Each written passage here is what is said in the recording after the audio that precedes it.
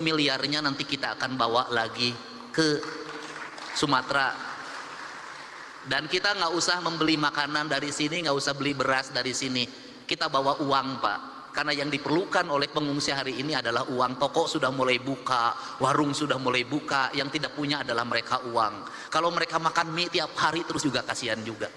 Nanti kita bawa uang dibagikan agar ekonominya muter. Cara saya menyikapi sesuatu pakai kitab. Kitabnya itu ada dalam pikiran dan perasaan saya. Saya selalu meyakini bahwa bisikan yang terbaik dalam hidup itu adalah bisikan hati yang terjaga dari puasa. Itu prinsip. Saya nangis Pak. Kenapa saya nangis? Ada hal yang harus dibicarakan oleh kita. Kita tiap hari ngomong tentang Negara Kesatuan Republik Indonesia. Tiap hari Pak. Negara Kesatuan Republik Indonesia, negara kesatuan itu negara yang bersatu. Negara yang bersatu itu negara yang tidak terpisah. Dalam kerangka pemahaman Gus Muafik ada dua hal di situ. Ada Tuhan ketika tunggal, ada Tuhan ketika jamak.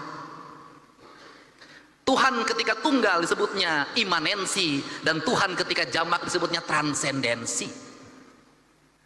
Ritualitas kita sudah sangat taat orang Indonesia terhadap ritualitas.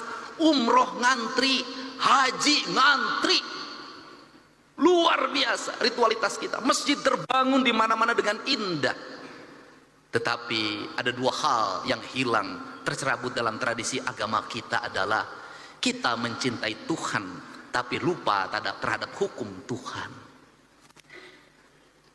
Hukum Tuhan yang benar, yang tidak perlu ditafsirkan, yang tidak melahirkan mazhab, yang tidak melahirkan kelompok, yang tidak melahirkan ormas adalah hukum alam. Hukum matahari tidak akan pernah berubah, hukum tanah tidak akan pernah berubah, hukumnya air tidak akan berubah, hukumnya udara tidak akan pernah berubah. Tidak perlu pakai tafsir. Karena tidak perlu pakai tafsir, dalam pandangan saya mencintai Allah berarti tunduk dan patuh pada apa yang ditentukan oleh Allah. Ketundukan dan kepatuhan kita pada apa yang ditentukan oleh Allah adalah ketundukan dan kepatuhan kita pada kausalitas, pada sebab akibat, pada hukum alam, hukum yang universal, yang di seluruh negara sama itu hukumnya.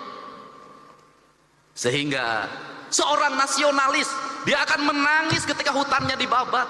Seorang nasionalis dia akan menangis ketika hulu-hulu sungainya diuruk. Seorang nasionalis dia akan menangis ketika mata airnya makin mengering. Kalau kita mengaku mencintai NKRI, mengaku menjadi nasionalis, membiarkan hutan dibabat, membiarkan sungai diuruk, membiarkan laut diuruk, dan membiarkan mata air mengering, saya katakan Anda pembohong.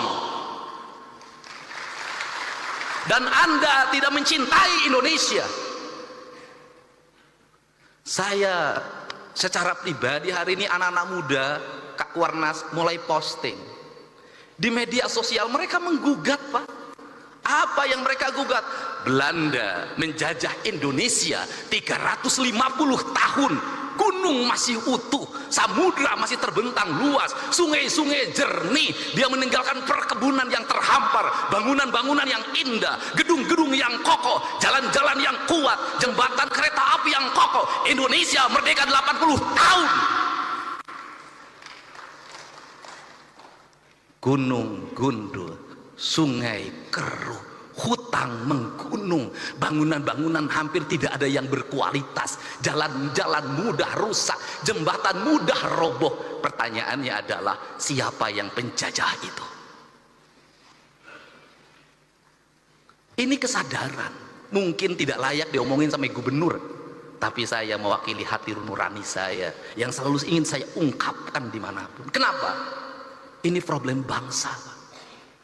Dan kebiasaan kita ini adalah ketika bencana kita ribut melakukan perbaikan, tapi nanti ketika sudah musim kemarau lagi lupa lagi, berbuat lagi.